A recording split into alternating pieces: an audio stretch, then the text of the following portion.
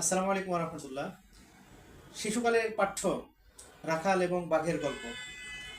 রাখাল তার গ্রামবাসীকে হেয় প্রতিপন্ন বা উপহাস করার জন্য বাঘ এসেছে, বাঁচাও বাঁচাও বলে চিৎকার শুরু করে দিল।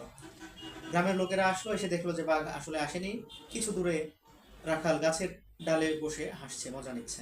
দ্বিতীয় দিন একই ঘটনা ঘটলো। তৃতীয় দিনের মাথায় যখন রাখাল বাঘ এসেছে বাঁচাও বাঁচাও করে আর্তনাদ করতে শুরু করলো, গ্রামের লোকেরা মনে করলো যে সে মিথ্যা বলছে, তারা আর গেল না।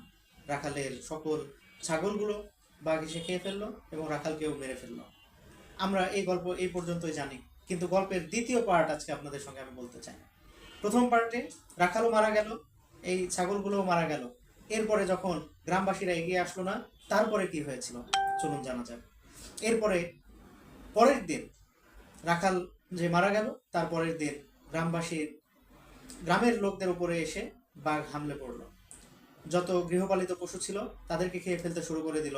পর্যায়ক্রমে গ্রামের মানুষদেরকেও খেতে শুরু করে দিল। মোরাল অফ দ্য স্টোরি হচ্ছে, আপনি যদি কোনো মানুষকে সাহায্য করার জন্য যান, সাহায্য করে ফেলুন।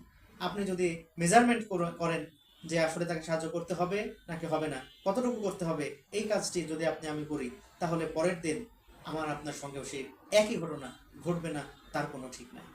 কাজে আসুন আমরা প্রত্যেকে সাহায্য করি নিঃশর্তভাবে। আসসালামু আলাইকুম।